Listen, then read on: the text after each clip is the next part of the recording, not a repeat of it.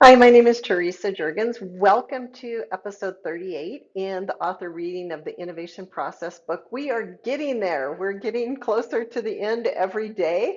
This is the largest chapter in part 4, Lean New Product Development Processes, where we're talking about phases and tools for lean product development in chapter 19. And this is the last episode in Chapter 19 covering Workshop 5. If you'd like to follow along, get your copy of the Innovation Process book with the QR code on the screen. We're also offering a course starting October 15th for 6 weeks covering the innovation processes and customizing them to your company, to your risk tolerance or risk aversity levels, to your culture, and to the type of technology that you have available. So scan that other QR code that says register now and get involved in the course so that you can customize your processes and really make them work for you to be innovative. Workshop 5, commercialize. The goal of any new product development project is to introduce a value-added new product to the marketplace that delivers profit to the producer. A successful new product plan includes what the product does, how the product will be made, where it will be available, and to whom it will be sold. These elements have been discussed along the journey of lean product development from the first product portfolio screening through Workshop 4 to optimize production trade-offs. The final step is to verify the launch decision and commercialize the product. Workshop 5 in the lean new product development process is usually uneventful. All factors associated with the market and target customer have been finalized and manufacturing specifications have been frozen. Just a few tools are helpful to continue the decisions to formalize and formally commercialize the new product.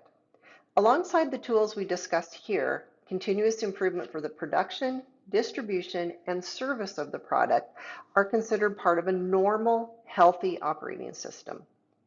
Figure 1921 here shows the suggested inputs and outputs of Workshop 5. Participants. As shown in the sample agenda of Figure 19-22, the final workshop of the Lean New Product Development process requires a shorter time period and includes a formally defined management review. Attendees in the workshop include the chief engineer, the program manager, the core Lean New Product Development team, and outbound marketing specialists. Senior managers and executives are invited for the final review to formalize commercialization of the product. Some teams follow the workshop with a launch celebration involving all participants to recognize their accomplishments in this new product development effort. Though not included in the suggested commercialization workshop agenda, lessons learned reviews are critical for ongoing organizational improvement.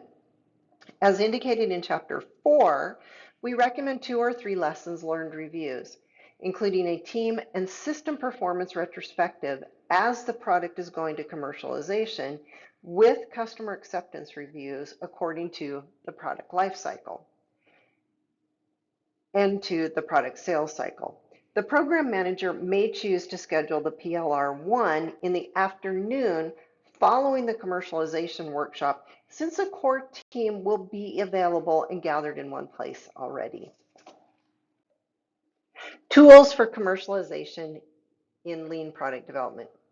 In an established company, the tools for commercialization are typically well known and deliver repeatable success. Many of the tools already discussed elsewhere in this book aid the outbound marketing efforts for a new product.